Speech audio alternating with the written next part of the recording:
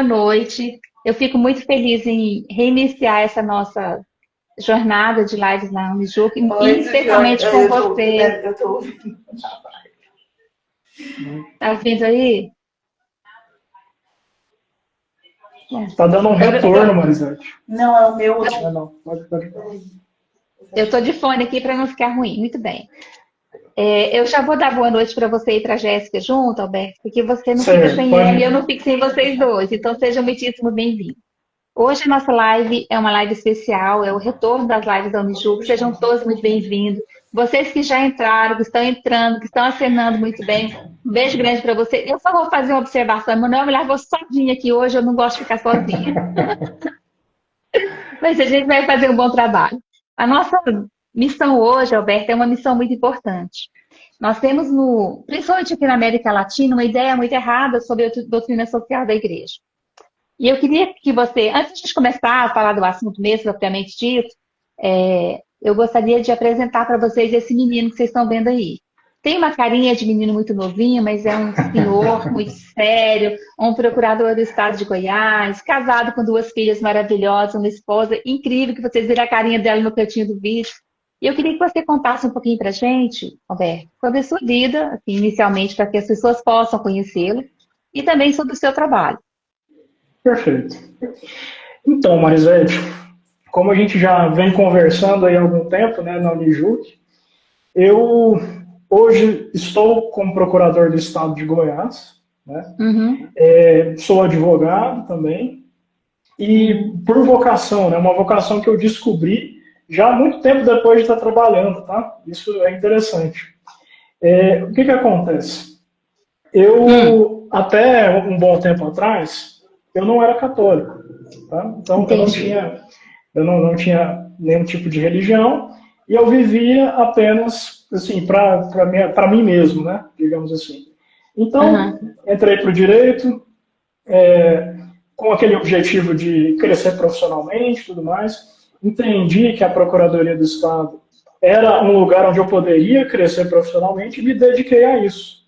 Uhum. E eu cheguei onde eu queria, né, no meu objetivo profissional, muito cedo. Se eu não me Uhum. engano, eu tomei posse na PGE com 26 anos. Né? Hoje eu estou com 36. Então, Muito na bom. verdade, eu tomei posse lá com 25. Então, imagina você, uma pessoa, atingir o seu objetivo profissional com 25 anos de idade. É um menino. E isso foi muito bom para mim, né? E ao mesmo tempo me trouxe uma questão. E agora? O que eu vou fazer da minha vida? E essa questão ela foi me movendo, até que eu descobri a fé. É algo que para mim antes era uma bobagem, era uma coisa que não fazia o menor sentido, mas eu descobri a fé através desse vazio que surgiu. Você entende? Uhum. Então, quando eu descobri a fé, surgiu um empecilho. Uhum. Um dos vários, né? Porque assim, ao longo do caminho de fé a gente vai tendo empecilhos. E o meu Exatamente. empecilho, talvez o maior, talvez um dos maiores, foi justamente a doutrina social da igreja. Você Uhum. entende? Entendi. Justamente por isso é um assunto que assim, me toca bastante, é um assunto que eu me debruço, porque foi um assunto em que, em primeiro lugar, num primeiro momento, eu tive que dar um salto de fé. Certo. Foi uma encruzilhada para mim. Jesus falou assim para mim, olha, ou você vem comigo, mesmo sem entender isso aqui que eu estou te pedindo, ou você vai ficar. E eu falei, tudo bem, eu vou, eu não entendo, eu não aceito isso totalmente até esse momento, isso me machuca de certa forma, mas eu vou. Então, no primeiro momento foi um salto de fé. Depois a gente Uhum. entende, depois a gente começa a estudar e a gente compreende as razões e tudo fica mais fácil. Mas, assim, eu acho que todo mundo que passou por esse caminho de conversão entende o que eu estou dizendo aqui. Exatamente. As conversões tardias são muito frutíferas. E Santo Agostinho, que por sinal hoje é dia dele, está aí para Sim. confirmar isso. Tá bom. Alberto, você fez tudo cedo. Você se formou cedo, fez carreira cedo, casou cedo, tem filhas lindas, é uma pessoa incrível, tem características admiráveis. E eu entendo bem quando você fala da doutrina social do Brasil, porque eu venho de formação dentro de comunidades eclesiais de base. E a gente tem uma ideia um pouco diferente daquilo que é. Quando eu me deparei com a Helen Novarum, eu levei um susto.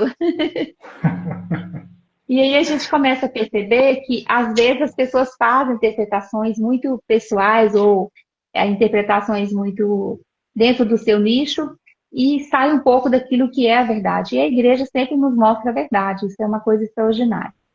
Eu sei que você é uma pessoa Sim. extremamente estudiosa, dedicada, focada. Eu queria ter um terço do seu foco, eu não tenho, Ah, que infelizmente. isso. Com boa TDAH, eu me desperto muito rápido. Mas a doutrina social é sempre um assunto que nos remete a olhar para a igreja. A igreja sempre teve um cuidado muito grande com a pessoa, sobretudo com o pobre, e não só o pobre de dinheiro, a gente precisa destacar isso, né? O pobre, aquele que precisa da revelação do reino de Deus. A ideia comum que eu tinha, eu não sei se eu estou errada, e eu acho que vai confirmar isso, você vai dizendo para a gente, é que a doutrina social da igreja, ela não é um movimento político. Ela não tem viés político, partidário, ideológico. Ela tem um viés de olhar o homem como um todo, porque a política, na essência, é justamente esse cuidado com o ser humano, a proteção, o cuidado, a justiça, a defesa da vida e por aí vai. Eu estou errada ou estou indo no caminho mais ou menos correto? Perfeitamente, perfeitamente. Por que acontece, Marisete? Essa visão que as pessoas têm da doutrina social é uma tentação natural do ser humano de querer adequar aquilo que é difícil, né, que às vezes é meio incompreensível, a uma forma que fique mais palatável. E quem tem alguma ideologia, né, quem se adere a alguma ideologia, essas pessoas acabam tendo uma relação até emocional com essa ideologia. Então é difícil da pessoa assim aceitar que, olha, a minha ideologia é essa, mas não está condizente com o que Jesus está me pedindo. Então é natural que surjam essas interpretações meio enviesadas, né, meio desconexas do todo da fé da igreja, você entende? Mas a doutrina social, o que é, né? Doutrina social, será que é alguma coisa diferente? O Vamos pessoal traduzir para as deve se pessoas. perguntar, né? Vamos explicar direitinho o que é doutrina social. Por Doutrina favor. social, em duas palavras muito simples, doutrina social é teologia moral. Tá? Então, primeiro, ela trata da revelação divina, ela se vale da filosofia, e ela diz para nós o que nós temos que fazer à luz do Evangelho. Certo? Perfeito. Então, não é uma ideologia, não é um movimento político, não, em primeiro lugar, ela é para mim, indivíduo, como pessoa, da minha relação com Cristo. Olha, Cristo me diz o que eu preciso fazer na minha oração, o que eu preciso fazer na minha vida pessoal, o que eu preciso fazer na minha vida em família, e ele também me diz o que eu preciso fazer na minha vida em sociedade. Perfeito. O evangelho ele é integral, ele abrange o homem inteiro. Tá? Então, justamente por isso, a igreja também tem ensinamentos que vão envolver a vida em sociedade. Inclusive, vão envolver a vida política. Mas não de uma forma ideológica, de uma forma enviesada, de uma forma que privilegia ali, às vezes, só um ponto, né, do âmbito político e esqueça dos outros. Tá? Então, a doutrina social ela é simplesmente o evangelho aplicado à vida em sociedade. Correto. Então, eu poderia pensar assim, que a doutrina social, ao invés de ser para o coletivo, ela é primeiro para o individual, para o homem, para a pessoa. Sem E dúvida. também ela passa necessariamente pela doutrina moral, que é a que vai ditar o comportamento. É muito comum nos tempos de hoje as pessoas dizerem que a igreja tem um freio moral. De fato tem. E aí eu vou mais além. A ideia da doutrina social é mais antiga do que a encíclica do nosso Leão XIII. Agora estamos com o Leão XIV, espero que ele venha corrigir tudo isso agora e coloque uma correção e arrume o rumo disso. Mas ela é mais antiga que isso e eu queria, se fosse possível, que você falasse para a gente um pouco sobre esse nascimento dessa ideia de uma justiça social e de uma moral cristã que aplicasse essa justiça social. Olha, se a gente for ver desde o Evangelho, Cristo já dizia, né? Aquilo que você faz aos pequenos, você faz diretamente a mim. né? Quando eu estava com fome, me desse de comer. Quando eu estava com sede, me desse de beber. Né? E desde cedo, a igreja já nos propunha as obras de misericórdia. Né? Dar pão a quem tem fome, dar roupa a quem está nu, visitar os presos. Né? E não são só obras de misericórdia material, né? Que são, a gente fala em obras de misericórdia material e obras de misericórdia espiritual. Né? Então, é aquilo que você estava falando. O pobre não é o pobre material. Às vezes o pobre material ele é extremamente rico, porque ele tem Cristo, ele tem uma família, né? Ele tem uma orientação moral sólida, ele sabe que mesmo que ele perca tudo, ele não está sozinho. Então, essa pessoa que está materialmente desfavorecida, muitas vezes ela está muito melhor do que aquela pessoa que tem tudo no âmbito material e não tem nada no âmbito espiritual. Então, essa pessoa é pobre também. E essa pessoa ela tem que ser alcançada por nós. E a igreja sempre foi muito clara a respeito disso. Né? Se a gente for ver ali na Idade Média, São Tomás de Aquino já falava da função social da propriedade. Isso. Então, isso é muito evidente. Sabe? Isso está na Suma Teológica. Então, as pessoas pensam assim, função social da propriedade igual a socialismo. Não, gente. Não é muito anterior. É muito anterior. Todos esses conceitos que a gente está falando aqui, eles foram apropriados pelas ideologias e distorcidos pelas ideologias. Exatamente. Né? Então, muito antes da gente chegar na Rerum Novarum, a gente tinha encíclicas papais sobre a relação da igreja com o Estado, tinha encíclicas papais sobre a liberdade, tinha encíclicas papais sobre a forma de reunião dos católicos, né? Como que o católico deve se portar na sociedade, tudo isso já era tratado. Né? Mas aí a gente teve essa abordagem mais específica e mais clara a partir de Leão XIII. Ele é uma encíclica extremamente importante. Eu tenho a sensação de que ele reuniu numa encíclica aquilo que já era tradição da igreja. Ele documentou. A igreja faz muito isso, isso é maravilhoso. O que mudou do pensamento do Leão XIII até chegar ali na década de 60, que acho que é a parte mais problemática da nossa história, são as mudanças ideológicas que aconteceram na década de 60. Você não era nem nascido, Alberto, nem eu. Vamos lá. Sabe o que mudou de fato? Isso. Mudaram as circunstâncias temporais. Porque o que acontece? A doutrina social da igreja, ela aplica a lei eterna, né, a verdade eterna de Deus, às circunstâncias materiais, temporais daquele momento ali. Você entende? Então, o que muda sempre são as circunstâncias. Às vezes a gente analisa e pensa assim, nossa, mas será que a igreja está mudando de posicionamento sobre essa questão? Não. O que a igreja está fazendo é analisar de uma forma específica aquelas circunstâncias e ver que, naquele momento, a questão moral se aplica dessa forma. Num outro momento, as circunstâncias mudaram. Então, a lei moral ela é a mesma, mas diante de circunstâncias diferentes, ela vai se aplicar de uma forma diferente naquele momento. Então, na década de 60 ali, o que a gente tinha? A gente estava saindo da Segunda Guerra, né? Então a gente ainda tinha aquela atmosfera de otimismo, né? Não, agora a guerra acabou, agora tudo vai melhorar, agora as coisas vão dar certo. E dentro da igreja existiu esse otimismo de acreditar que, olha, agora o homem entendeu que sem Deus as coisas não funcionam. Então, se você for ver os documentos do Concílio Vaticano II, eles são muito esperançosos. Né? Eles trazem muito essa ideia de esperança, de achar que agora o ser humano vai entender.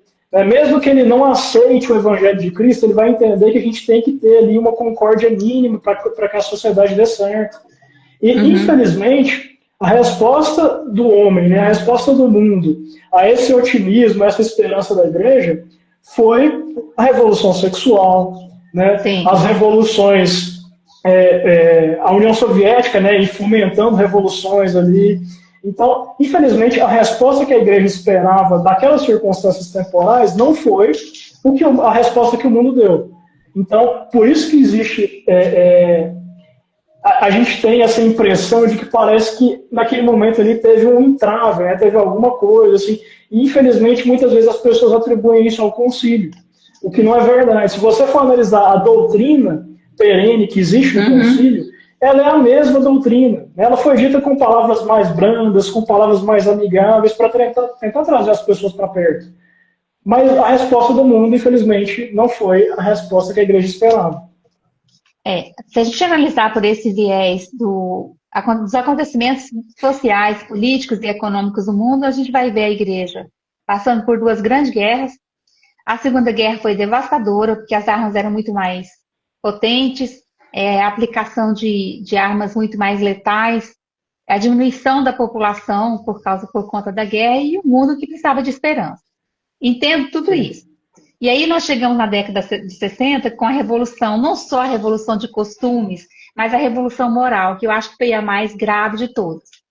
As raízes disso se perpetuaram ao tempo, e quando a gente chega nesse nosso tempo atual, a sensação que eu tenho os nossos últimos pontífices, eles vieram trazer uma luz nova e um retorno àquilo que é o caminho correto da igreja. Eu sei que a doutrina social foi sendo corrigida e melhorada, ampliada e estendida pelos papas que vieram depois do grande Leão XIII, até chegar agora no Leão XIV, que eu espero que ele ruja bravamente e traga a pauta dos costumes para a igreja, que isso é maravilhoso.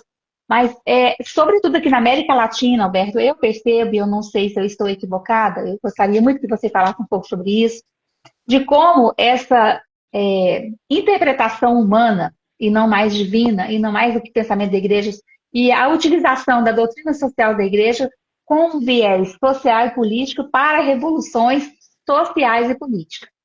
O Brasil, sobretudo, a gente viu isso acontecendo década de 70, 80, 90, e agora em 2000 houve um certo freio, ainda nem tanto. A gente tem, inclusive, teólogos que têm nomes internacionais que defendem essa teologia, que não é uma teologia que coloca Deus no centro, mas descentralizou o Senhor do centro. Isso já é um problema. E aí, o que eu gostaria que você comentasse conosco? Nessa perspectiva de mudanças, que houve mudanças sociais, mudanças morais, e, infelizmente, com participação também de católicos clérigos e católicos povo comum, gente comum. A igreja parece que adormeceu e acordou com uma revolução interna. Isso é muito preocupante. É demasiado dizer que essa interpretação errada dado esse viés, dessa interpretação muito humana dessa doutrina social da igreja. E criou-se uma nova doutrina, dizendo que ser a doutrina social da igreja está bem muito longe do que seria a justiça social aplicada. Esse viés político que acontece no Brasil e na América Latina, ele pode realmente estar atrelado nisso, ou houve um aproveitamento do pensamento da igreja, daquilo que era documento da igreja, para validar esse movimento político? Veja, primeira coisa... Alberto, peraí, se você achar que não deve responder, que minha pergunta está muito fora, não tem problema. Não. Eu acho que faz parte do assunto, né? Porque assim, a gente precisa deixar muito claro o que a doutrina social também não é. Né? Exato, o que ela não é? Porque aí eu estou falando para você, eu estou começando a te cutucar e a te incomodar, para a gente falar daquilo que não é. Ela não é uma doutrina política. Exato. Não é uma doutrina política. Eu vou dar o nome aos bois para não te comprometer. Aqui no Brasil nós temos a teologia da libertação, que só liberta o homem de Deus, não liberta o homem de mais nada. Desculpa quem gosta, mas na Argentina a gente tem com outro nome, a gente tem na Nicarágua, a gente já sabe o que deu, a gente tem esse mesmo viés ideológico aplicado em todos os países da América Latina. Os que eu já conhecia, é tudo muito parecido com o que acontece no Brasil, mas parece que o Brasil foi o pior deles, que criou, que deixou um lastro maior, e isso afetou a sociedade como um todo, que tirou o equilíbrio da sociedade. Uma vez que invadiu a questão moral, a moral cristã foi invadida por essa ideologia que liberta o homem de Deus e deixa o homem livre, fazer o que ele quiser. Isso impactou muito a sociedade. Comenta. Então, vamos lá. Primeiro detalhe, né? Sempre existiram revoluções dentro da igreja. Tá? Do pouco que eu conheço, eu sou um diletante da história da igreja. Do pouco que a gente conhece da história da igreja, você vai perceber que sempre teve essa tentativa duas tentativas, tá? Uma tentativa de materializar o ensinamento de Cristo, né, que é o que você está falando aí sobre a teologia da libertação, e uma tentativa também de espiritualizar o ensinamento de Cristo a tal ponto da gente eliminar a matéria. Tá? A matéria é má. Tá. Isso aí aconteceu muito com o gnosticismo, né, os cátaros. Então, a gente tem esses dois movimentos o tempo todo acontecendo na igreja. A gente sente muito a teologia da libertação porque é o que a gente está vivendo agora, né? É o que eles inventaram dessa vez para bagunçar a nossa vida. Né? Mas, então, vamos ver em primeiro lugar. A teologia da libertação é muito associada ao socialismo. Né? Ela não é só o socialismo, mas ela é muito associada ao socialismo, tanto que a maioria dos políticos socialistas que nós temos hoje, eles vieram, em grande parte, do seio da igreja. Né? Eles foram formados nessas bases de teologia da libertação. Então, o que a igreja diz sobre o socialismo? A gente tem uma encíclica do Papa Pio XII, se não me engano, ou Pio XI, que é a Divinis Redemptoris. Ela condena especificamente o socialismo, porque o socialismo é ateu e o socialismo é materialista. Tá? Então, a partir desse momento, na verdade, antes já existiam outras condenações ao socialismo, mas a partir desse momento ficou muito claro que a doutrina de Cristo não tem nada a ver com o socialismo. Tá? A gente tem também uma encíclica condenando o fascismo, a gente tem também uma encíclica condenando o nazismo, e a gente tem encíclicas, inclusive do Papa Leão XIII, tanto a Rerum Novarum quanto a Libertas Praestantissima, que condenam o liberalismo.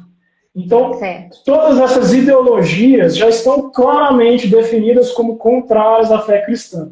Né? Mas, assim, essas pessoas, elas sempre arrumam um jeito de mudar o discurso, de esconder esse discurso que fica por baixo da terminologia cristã. Né? Usando termos cristãos, eles dizem outra coisa que não é a mensagem de Cristo. Então, sobre a teologia da libertação, nós temos também dois documentos que, se eu não me engano, são da Congregação para a Doutrina da Fé, quando o cardeal Ratzinger, né, posteriormente o Papa Bento XVI, ele era presidente, não, ele era, acho que, era o líder, não me lembro do cargo agora, mas ele era o líder. Acho que o cargo é prefeito, não é não? Prefeito, se eu não me engano, isso, acho que é prefeito. E nessa época, ele emitiu dois documentos falando exatamente, especificamente sobre a teologia da libertação. Porque o que a teologia da libertação faz nada mais é do que usar termos cristãos para descrever uma doutrina socialista, né? Para enterrar toda a parte espiritual e fazer com que a gente pense só no âmbito material. Né? Inclusive fazer com que nós esperemos uma salvação exclusivamente material. Tá? E a doutrina social é muito clara. Salvação material nós nunca vamos ter. O âmbito social, ele nada mais é do que uma oportunidade para a gente amar, para a gente exercer aquele amor, caridade que Cristo nos deu. Né? Então, assim como eu exerço a caridade dentro da minha alma, né, internamente, eu e Deus, eu exerço a caridade na minha família, né, amando a minha esposa, amando os meus filhos, eu exerço a caridade no meu trabalho, e eu exerço a caridade também na sociedade. Você entende? Então, nada mais é do que um âmbito maior para nós aplicarmos o Evangelho. Então, vamos só deixar bem claro. A teologia... Já estou começando a perder a voz, peraí. Nossa, mãe. A teologia... a teologia da libertação, ela tem esse viés de ficar próximo da igreja, com membros da igreja, nasceu no fim da igreja, criou vários movimentos sociais, e aqui no Brasil a gente tem inúmeros exemplos disso. Mas quando ela dissocia o sagrado e dissocia daquilo que é próprio de Deus, ela deixa de ser... o Emanuel nos corrigiu, de Castério da Fé. Obrigada, Emanuel. Eu não lembrava como. Eu ia lembrar, acho que a gente está aqui. Vamos lá. A doutrina social da igreja, então, ela não é um movimento político. Também não é um movimento social. Porque ela não se propõe a isso. E esses dois movimentos, ele permeia aqui a América Latina como um todo. Porque há aqueles que defendem como um movimento social e há aqueles que defendem como movimento político. E ainda há aqueles que são da área do ambiente do trabalho, que ainda pega tudo isso e acha que é, ela é uma pertença, a doutrina social da igreja é uma pertença do mundo do trabalho, o que também é uma inverdade, porque não é para isso que ela serve. Então, perfeito. A outra coisa que eu queria perguntar é, se nós temos uma doutrina que fundamenta a nossa vivência material e também a nossa vivência de ir para o céu, que é a esperança de todos nós é irmos para o céu. O que deu errado que fizeram essa lambança toda e essa confusão toda e agora vai ter que se fazer uma correção de caminho? O Emmanuel vai brigar comigo porque ele fala bem assim para mim, o tempo da igreja não é o tempo dos homens. Ok, o meu tempo, eu penso que deve ser uns 80 anos. Então, o meu tá quase acabando. Mas essa confusão criada e essa deturpação da ideia real da doutrina social da igreja me preocupa muito, Alberto. Porque as pessoas que estão dentro da igreja, e nós que professamos a fé católica sobretudo, poucas pessoas se debruçam sobre o assunto para estudar o assunto, para entender. E aí, quando você oferece algum tipo de informação nessa área, as pessoas correm, porque elas acham que vai encontrar o quê? Aquele ambiente de SEBs, aquele ambiente de movimentos eclesiais de base, aquele movimento político, ali a presença ali das pessoas que têm ideias socialistas, e não é verdade isso. Por certo. Então, como é que você vê o mundo das suas filhas, que são pequenas, nesse mundo que nós estamos vivendo agora e nessa busca para voltar à origem da igreja mesmo como um todo e essa força contrária tentando manter as coisas como estão? Olha, essa é sempre uma preocupação, né?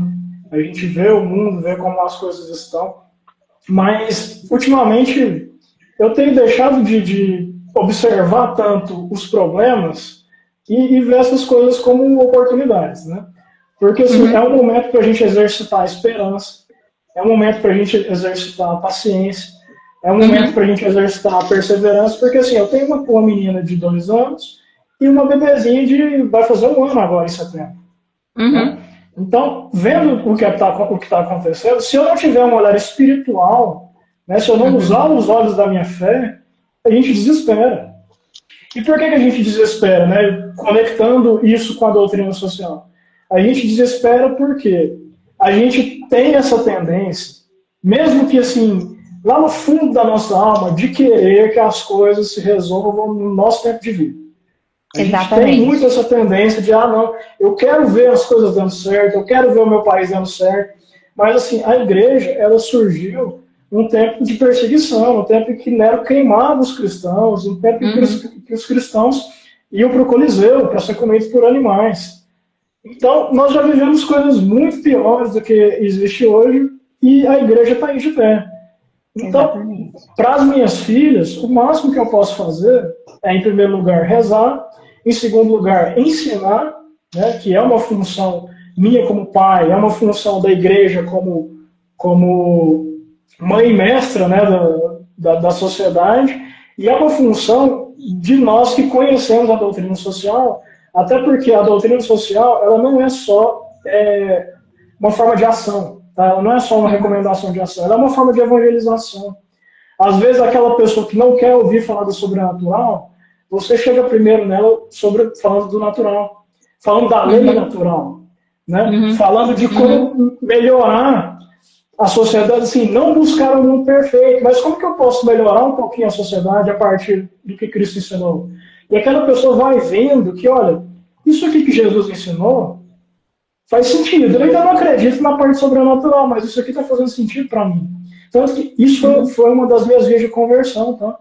A primeira coisa que eu vi, de fato, que eu não poderia mais negar, é que a igreja construiu a civilização ocidental. Exatamente. Então, quando eu vi isso, eu falei, ok, isso aqui foi criado há 2000 anos, né, por um bando de pescadores ali, de pessoas simples, de carpinteiros, está aí até hoje e trouxe as melhores coisas que nós temos. Então, a partir da doutrina social, você consegue trazer isso para as pessoas. Né? Aí você me perguntou por quê? Por que existem tantas distorções? Né? Eu já dei uma resposta parcial, uma opinião minha, né? Uma opinião parcial, que eu acho que as pessoas, quando elas se deparam com uma verdade que dói, elas tendem a tentar adaptar de uma forma que fique confortável para elas. Né? Então, essas pessoas que interpretam errado, eu acho que tem muito disso. Tá? Existem movimentos organizados também que intencionalmente fazem isso? Pode ser que sim. Né? Algumas pessoas dizem que sim. Eu não sei, eu não sou estudioso de movimentos revolucionários, tal, mas é o que as pessoas dizem. E outra coisa, o desconhecimento básico dos documentos. As pessoas não leem os documentos. As pessoas ouvem falar do Concílio Vaticano II e já se desesperam, já ficam, nossa, a igreja se perdeu. As pessoas nunca leram os documentos. Isso acontecia já com a Rerum Novarum há muito tempo atrás. Né? A Rerum Novarum foi instrumentalizada de tal forma que as pessoas achavam que a igreja tinha aderido ao socialismo. E é justamente o contrário. A Rerum Novarum ela foi uma resposta aos movimentos socialistas que estavam surgindo e estavam causando problema. Estavam gerando conflito, né? Porque uma das premissas básicas do socialismo é a luta de classe. A luta de classe é totalmente incompatível com o evangelho. Então, é basicamente uma leitura rasa que as pessoas têm ou leitura nenhuma. Então, a gente precisa desmistificar isso para que as pessoas entendam que doutrina social em primeiro lugar,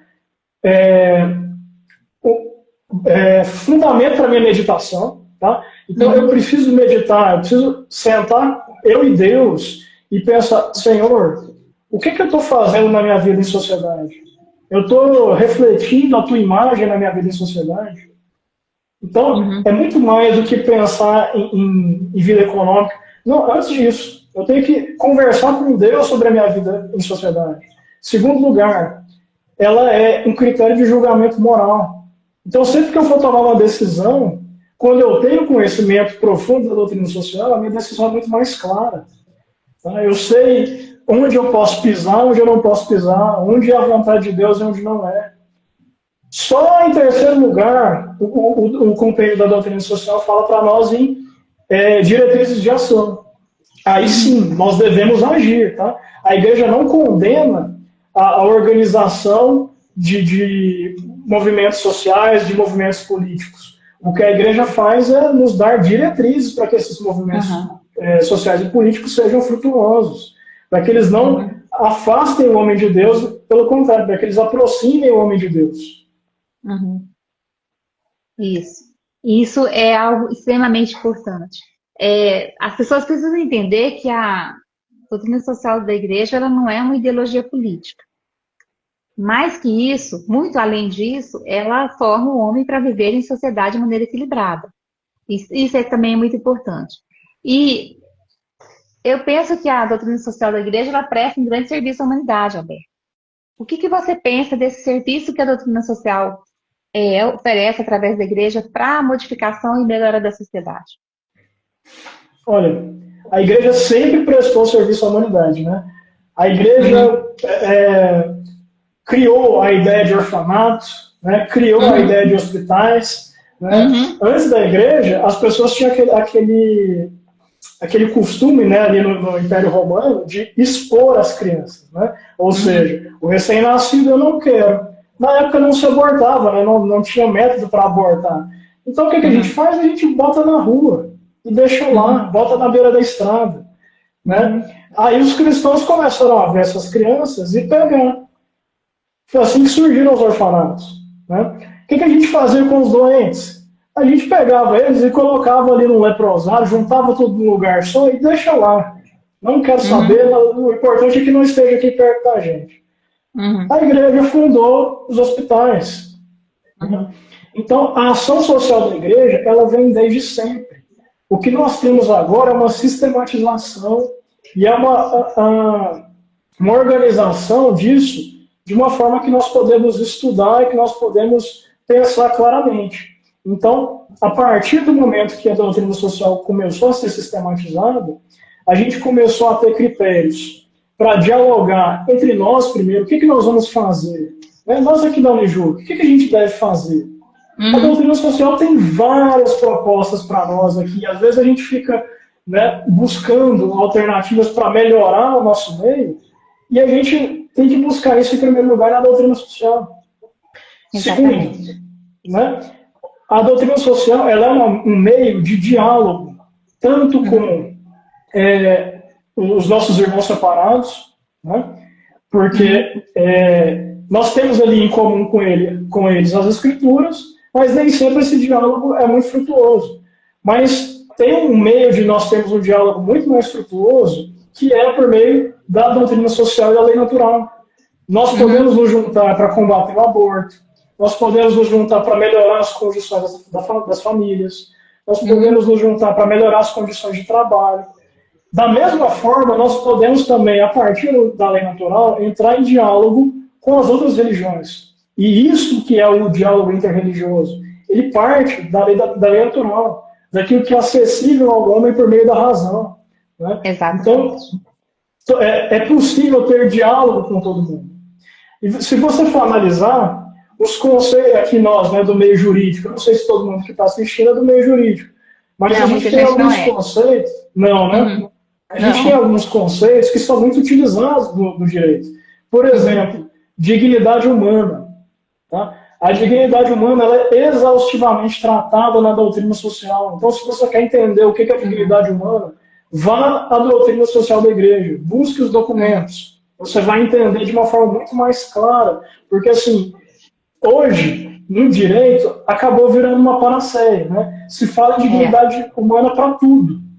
Tudo, até coisas que violam frontalmente a dignidade humana, a gente fala em dignidade humana.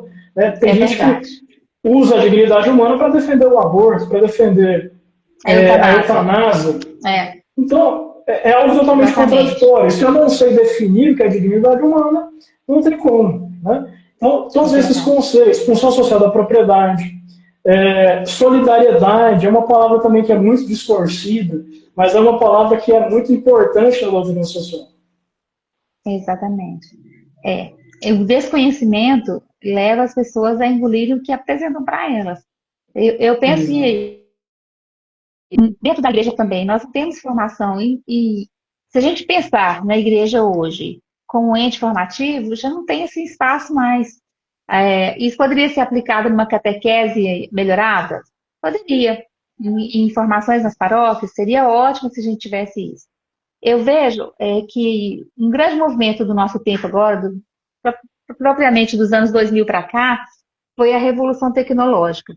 E eu sei que você usa bastante, sei que você é uma adepta da tecnologia, e a tecnologia ela trouxe para a gente uma porta muito importante, não só de conexão de ideias, mas de publicidade dessas ideias, e as formações elas ficaram muito mais acessíveis. Nós estamos numa live aqui, eu estou no centro, você está do outro lado da cidade, e as pessoas que estão nos assistindo estão onde elas estão, em vários locais. A gente tem essa conexão, isso é extraordinário. E a gente precisa utilizar esses meios possíveis para difundir aquilo que é a nossa primeira obrigação, que é difundir o Evangelho. É um dos pontos. A Unijuc faz isso de maneira muito importante, ela tem esse papel dentro da sociedade, que é o papel da formação. E eu fico muito feliz em fazer parte de uma noite dessas em que a gente está conversando sobre um assunto que para a gente é muito caro e muito importante, que é a doutrina social, dentro desse ambiente da União dos Juristas Católicos. E aí eu vou perguntar para você. Você entrou na União dos Juristas Católicos, mais ou menos recente, não faz muito tempo. Eu fiquei muito feliz que com você entraram outros jovens, entraram muita gente jovem. E quando você entrou, eu tinha tido uma conversa um pouco antes com o doutor Ricardo Dipp, que é desembargador em São Paulo, e ele é um grande defensor do direito natural, com obras escritas, e ele faz voluntariamente formações no Brasil todo sobre isso. Ele é o nosso presidente internacional das Uniões de Juristas Católicos. E eu fiquei assustada com uma coisa que ele me disse, eu vou partilhar com você, eu não tinha partilhado ainda, dentro desse ambiente da doutrina social. A gente falando sobre como o mundo está, e assustadoramente, né, o mundo que estamos é muito assustador, e ele dizia para mim o seguinte: olha, Marisete, nós precisaremos de 3 gerações, no mínimo, para nós conseguirmos colocar o Brasil mais ou menos no rumo correto da doutrina social da igreja e também da moral cristã. E aí ele falava do desequilíbrio, do momento que a gente vive, desse desequilíbrio moral, enfim. Que o Brasil ele perdeu o eixo o eixo moral cristão, e isso foi muito penoso, e por isso que a gente está vendo o avanço das ideias contrárias à vida, e uma delas, infelizmente, é o aborto, né? E o avanço que nós estamos vivendo agora nesses últimos anos é assustador. E aí passa pela dignidade da pessoa humana. As pessoas não imaginam o quanto a dignidade é ferida quando se fala que o aborto é bom. Não, pode ter aborto nessa circunstância. Não, pode fazer sistolia fetal nessa circunstância. Se a gente parasse e olhasse que um dos eixos da doutrina social da igreja é justamente manifestar e colocar a serviço da humanidade, defender a vida dos vulneráveis e os pobres. E quem são os vulneráveis? O que uma criança no ventre da mãe não é vulnerável? Você falou dos romanos que colocavam as crianças que eles indesejadas ali nos caminhos e fora da cidade para serem mortas, ali ao tempo. Hoje está fazendo a mesma coisa, Alberto, só que hoje mata dentro da barriga da mãe. Então, isso a gente parece que carece não só de uma moral cristã na sociedade, mas de uma formação efetiva. E me assusta quando eu vejo católicos, ou os católicos de BGE, eu vou ser muito maldosa com os outros católicos, que defendem essas ideias e acham que está normal, está tudo certo. Eu, como católica, me assusto com isso. Eu, como mãe, fico estarrecida. E eu, como mulher, choro junto, porque eu acho isso um absurdo. Então, a gente vai percebendo que dentro desse nosso ambiente, a igreja prepara tudo para a gente. A igreja nos deu tecnologia, nos deu ciência, nos deu conhecimento, nos deu universidades, hospitais, como você bem destacou, os ambientes para guardar e proteger as crianças vulneráveis, que são os orfanatos. Hoje nem tem mais, a gente não tem mais esse conceito daquela casa-abrigo. Então, a gente percebeu que a invasão do Estado dentro do privado talvez tenha sido um causador disso tudo. Você consegue comentar um pouquinho sobre essa invasão do Estado dentro? Eu sei que você faz parte, eu sei que você é servidor público, tá tudo bem se você não puder falar. Eu, como não estou empregada de ninguém, sinto mais livre. O Estado foi avançando. Eu percebi o Estado avançando dentro da vida privada, e não houve resistência da sociedade, justamente porque a sociedade não se deu conta que estava perdendo direitos. Aí a gente vai voltar lá em Montesquieu, a gente vai voltar lá naqueles nossos pensadores do passado que tentaram dar uma ideia de equilíbrio da sociedade, e nós estamos vivendo uma sociedade quase que absolutamente desequilibrada, onde o Estado invade o privado e o privado não consegue se defender porque a lei está ali para dizer que ele está errado. Pois é, a grande questão é, qual é a relação da igreja com o Estado? Isso é importante a gente se perguntar, porque assim, a gente tem algumas palavras de ordem, né? A gente tem o Estado laico, a gente tem o Estado anticristão, mas existem gradações, né? A gente teria um Estado confessional, por exemplo, mas a relação da igreja com o Estado ela é muito mais profunda, tá? Ela é uma relação de cooperação. Tem uma encíclica, eu não vou me lembrar do nome agora, do Papa Leão XIII também, em que ele lamenta muito que o casamento, né, o matrimônio, ele foi transferido para a esfera civil. Antes era algo que era tratado estritamente na esfera eclesiástica. Por quê? Porque é assunto pessoal, é assunto de família, né? É assunto que não está sujeito, é assunto de ordem natural, é assunto que não está sujeito ao humor do legislador. Então, quando a gente começa a transferir esses assuntos que são assuntos de lei natural para o legislador, a gente começa a ter essas distorções, né? Só que existe o justo em cada uma dessas situações. Existe o justo para a atuação do Estado, existe o justo para a atuação da igreja, existe o justo para a atuação da família, existe o justo para a atuação dos corpos intermediários, né, que são as associações, são os clubes, né, as reuniões de pessoas que nós fazemos. Então, a doutrina social da igreja tem um princípio muito importante, que é o princípio da subsidiariedade. É um princípio que a gente esquece, que a gente praticamente ignora aqui no Brasil. A gente tem uma Constituição que fala de tudo. Tudo está no âmbito constitucional, tudo está no âmbito nacional. Os nossos entes menores, né, os nossos entes mais descentralizados, ali, o Estado, o município, eles praticamente não têm poder nenhum Uhum. concretamente, a não ser de aplicar aquelas políticas que já são definidas lá em Brasília. Então, esse movimento de centralização do Estado, ele é nocivo e ele já viola esse princípio da subsidiariedade. Né? A gente Exatamente. vê claramente que no Brasil, toda a questão tributária é definida centralmente, toda a questão criminal, né? O que, que pode ser crime?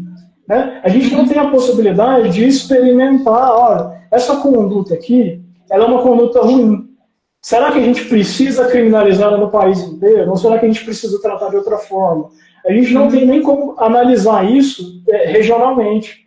Então, Uhum. esse problema ele vem trazendo cada vez mais distorções, né? E a igreja ela precisa se manifestar sobre isso. E, assim, a doutrina social é principalmente voltada para nós leigos, né? Nós que temos prioritariamente a possibilidade de agir na sociedade. Então, ela é um Uhum. chamado para nós leigos a agirmos também na sociedade. É.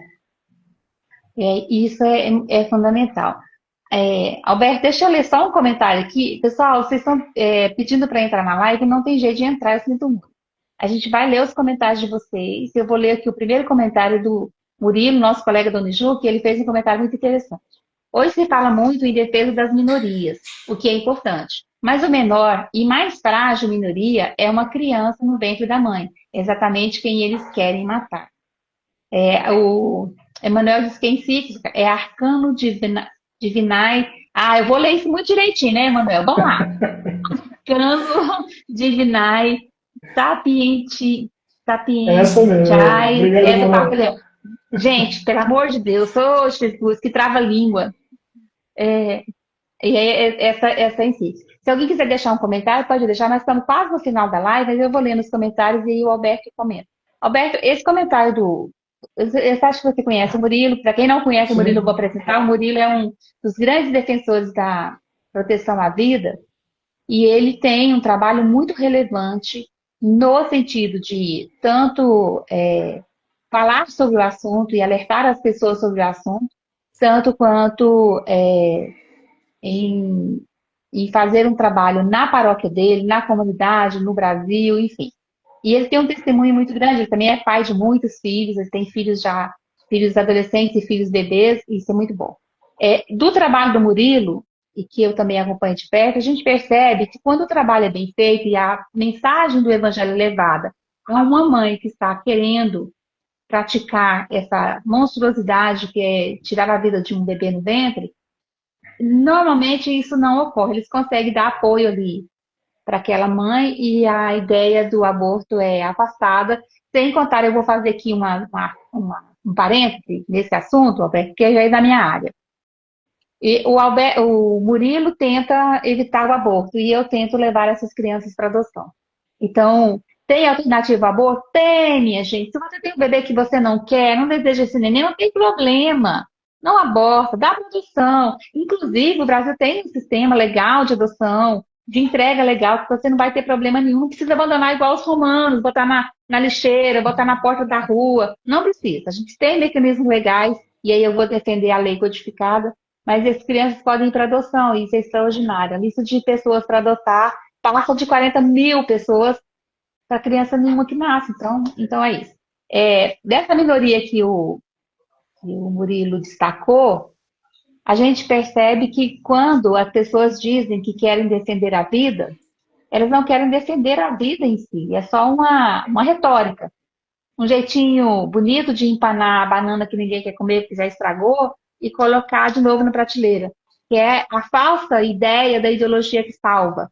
E a gente vê muito isso aqui no Brasil, infelizmente, sobretudo no meio dos jovens. Então, as universidades onde você passou, recente, né? Porque um menino igual você está ali, acabou de sair da faculdade, se o povo soubesse essa formação, essa picaria de neném.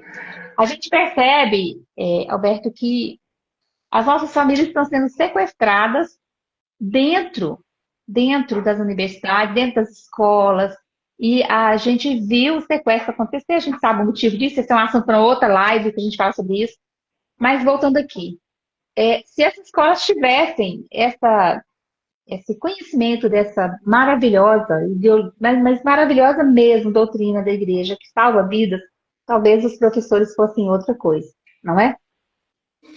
Olha, você tocou num ponto importante. É um ponto que assim, eu vejo pouquíssimo Hum, se falar, inclusive dentro da nossa igreja, que é a questão da educação religiosa. Né? exatamente. Nós temos previsão constitucional de educação religiosa, tá? Não é Uhum. obrigatório, é facultativo, mas tem. E assim, quem está prestando esse serviço hoje em dia? Né? Quem está mostrando para as pessoas qual que é a visão da Igreja Católica sobre todos esses assuntos? Sobre os assuntos Pode ter. sociais, sobre a defesa da vida. Nas igrejas católicas confessionais, eu acho que isso ocorre. Nós temos Nas aqui algumas escolas, pessoas. né? Nós temos algumas pessoas participando da live que têm filhos em escolas católicas aqui em Goiânia. E o Emanuel está dizendo isso aqui, ó. É dos leigos, temos que assumir isso cada vez mais. Então, se nós queremos. Concordo, Emanuel. É papel nosso mesmo, a gente está fazendo a nossa parte aqui, e essa live já é o comecinho. A questão é que quem forma os professores nas universidades são pessoas que não têm profissão religiosa. Pouquíssimos são, como a Gabriela, por exemplo, que é do nosso meio aqui, a Bruna, são duas professoras, o Emanuel, são professores universitários, e eles têm formação católica, e eles entendem que quando você transmite a palavra, você não está transmitindo a doutrina em si, você está transmitindo a verdade que nós professamos. Então, assim, passa por nós mesmos, Alberto. Talvez você vai fazer diferença na escola das suas filhas, né? A Jéssica vai te ajudar nessa diferença. E aí a gente tem esperança que vocês, no onde vocês estão fazendo a diferença. O Murilo está aqui, faz uma grande diferença lá na paróquia dele, eu conheço o trabalho deles lá, é muito bom. E outras pessoas que estão conosco, as pessoas que estão nos assistindo, sabem disso. É papel do leigo. Então, a gente precisa tirar essa ideia também de que o padre precisa utilizar o púlpito, o ambão, né? Porque a gente não tem púlpito, a gente tem ambão, para proferir a palavra e usar a mesa da palavra para fazer pregação política, não é isso? E também passo por isso. Aí eu pergunto assim, será que os nossos seminários estão formando os nossos religiosos com essa ideia de que a doutrina social da igreja precisa ser melhor entendida? Olha, a impressão que eu tenho, pelo que eu vejo as pessoas comentando, é que hoje em dia, esse movimento de teologia da libertação, né, de materialização do evangelho, ele já está praticamente no fim. Né? A gente vive os efeitos dele, mas ele não tem uma vida própria mais. Né? As pessoas que defendem isso, que estudaram isso, que buscaram isso de uma forma muito profunda, elas já estão de idade. Né? Não tem apelo aos jovens. O jovem hoje, a situação do jovem hoje ela é muito precária e ao mesmo tempo ela é uma grande oportunidade. Porque o jovem hoje ele vive no total niilismo, sabe? O jovem não crê em nada, não luta por nada, não tem nenhum interesse. Se você for ver o jeito que os adolescentes estão hoje em dia, é simplesmente naquela dispersão da internet, está sempre jogando alguma coisa, vendo vídeo curto, correndo. Então, assim, nem sobre isso mais eles se interessam. E quando eles descobrem a vida espiritual, eles se apaixonam por isso. Então, voltando ao assunto da escola, né? Nós devemos entrar dentro das escolas e mais, Marisete. Nós devemos, nós do direito, nós juristas, nós temos o dever de entrar dentro das universidades e trazer a doutrina milenar do direito natural e da lei natural. E nós aprendemos, pelo menos assim, eu aprendi que direito natural era um negócio arcaico, era bobagem ali, daquele pessoal medieval, né, aquele pessoal que era supersticioso e tal. E quando eu entendi e fui estudar o que era lei natural, eu vi quão superior é a doutrina da lei natural em relação ao que nós temos hoje. Sabe, esse pós-positivismo que nós vivemos hoje no mundo jurídico, né, é totalmente falho filosoficamente. E se nós entrarmos com força nas universidades, com certeza nós vamos trazer muita gente para o nosso lado. Tá? A gente tem que reviver essa tradição de lei natural e parar de ter medo de achar que as pessoas vão nos ridicularizar, achar que nós somos supersticiosos, que nós estamos querendo trazer a religião para dentro do direito. Não, lei natural é razão. Tá? Exatamente. Olha, eu vou fazer um parênteses, eu tive muita sorte na minha formação acadêmica, porque eu estudei Direito Natural. Eu tive É mesmo. eu tive um professor que ele, dentro da disciplina dele, ele introduziu a introdução ao direito natural, e isso para mim foi fundamental, porque eu já era apaixonada pelo direito e ouvi-lo falar sobre o direito natural me despertou para uma coisa que eu não fazia ideia. Porque eu tentava entender como é que funciona o direito no mundo. Quando a gente fala de direito comparado, obviamente a gente fala do direito codificado de um país para outro, né, de um mundo para outro. Mas eu ficava imaginando, existem coisas que estão para todo mundo igual. O que que faz? Onde é que está o limite disso? Aí eu descobri que o direito natural não tem limite, ele é para todos, ele é igual em todo lugar vai ter. Então, e aí bom, esse foi o primeiro ponto. E mais tarde, estudando um pouco o assunto, eu fui me apaixonando e aí eu conheci algumas pessoas que falam muito sobre o assunto. E eu falei, gente, é incrível, incrível. Assim, a gente não faz ideia quando você entra na universidade do que a gente está realmente estudando. Eu vi alguns professores dando aula, sem a menor vontade de fazer com que a gente entendesse. E eu era aquela aluna que instigava o professor, eu fico morrendo de dó, porque ele sofreu muito comigo. Eu era insaciável no conhecimento, eu perguntava, eu aprofundava.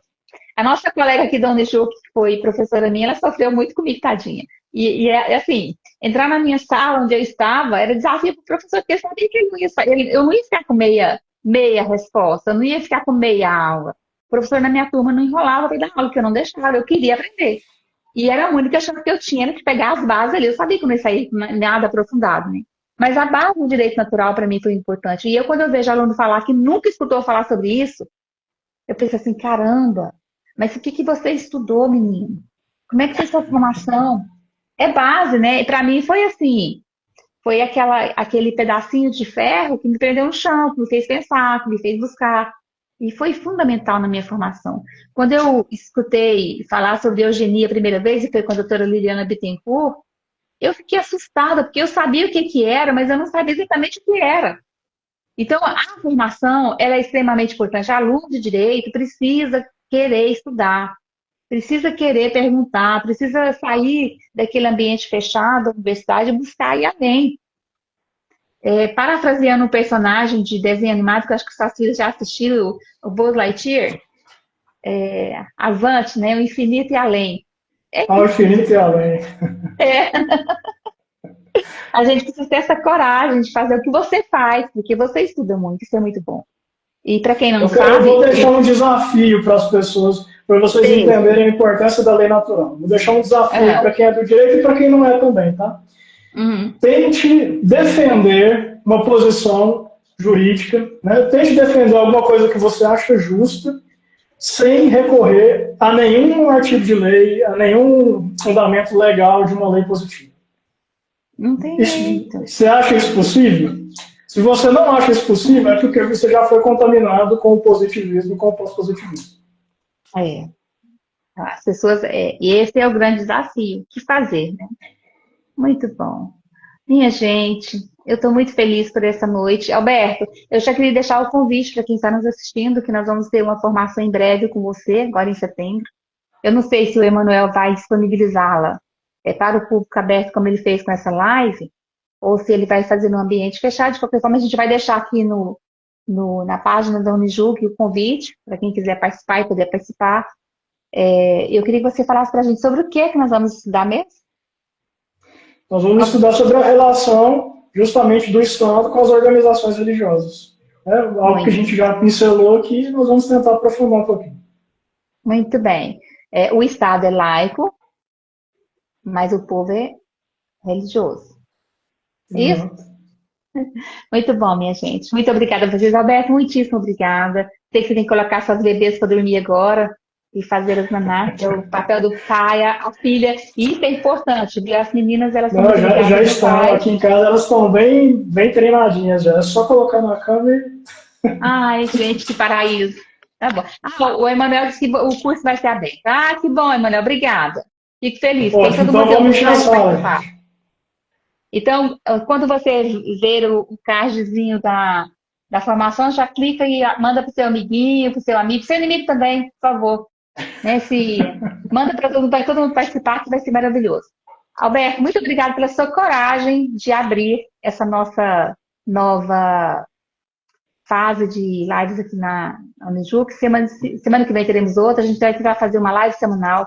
Se eu conseguir, eu espero que tenha outros corajosos para vir para cá fazer esse papel que eu estou fazendo, que é duro, mas eu adoro fazer.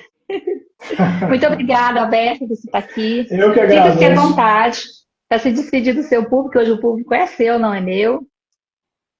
Bom, pessoal, já deixei meu desafio aí, tá? E busquem conhecer a doutrina social, busquem conhecer o direito natural. Se vocês querem entender sobre o direito natural, a instituição que está falando disso há 2000 anos é a Igreja Católica. Tá? Mesmo que você não seja católico, vá atrás dos documentos, conheça.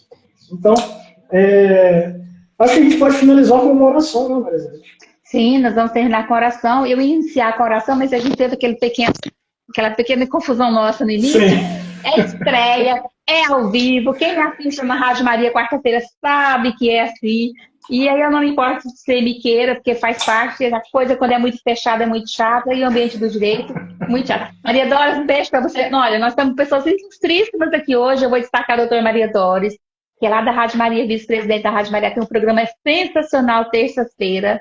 E eu queria muito ver você e a Jéssica no programa da Maria Doris. Manda recadinho para o Alberto aí no seu programa. Ele tem muito para contribuir.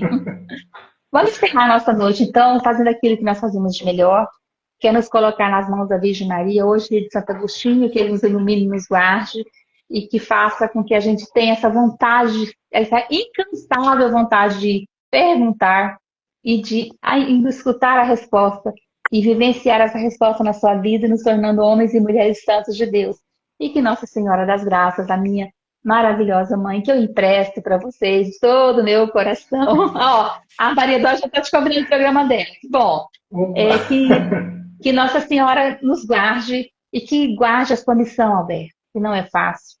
Que guarde a missão de todos os homens e mulheres de Deus que estão dentro do ambiente corporativo, dentro do ambiente de trabalho, dentro do ambiente de governo, de organizações, enfim, para lá, e que precisam testemunhar o Senhor nessa terra árida, que é o serviço público. Então, que Nossa Senhora guarde, proteja e faça de nós homens e mulheres de bem. E vamos rezar a Ave Maria, que é a oração que mais faz o nosso coração aquecer, para que Nossa Senhora nos guarde. Em nome do Pai, do Filho e do Espírito Santo. Amém. Ave Maria, cheia de graça, Senhor é convosco, bendita sois vós entre as mulheres, bendito é o fruto do vosso ventre, Jesus. Santa Maria, Mãe de Deus, rogai por nós, pecadores, agora e na hora de nossa morte. Amém. Nossa Senhora, Rainha da Paz, rogai por nós. São Dimas, rogai por nós. São Dimas, muito bem. É o meu santo de devoção. São Dimas. Muito bom. Eu não posso falar porque eu tenho... Os meus são 8 e aí fica extenso. Depois eu te conto. Que Nossa Senhora nos guarde, nos proteja. Aí São Ivo, que é o nosso santo protetor, nos guarde também. Boa noite. Até semana que vem. Um beijo grande para vocês, minha gente.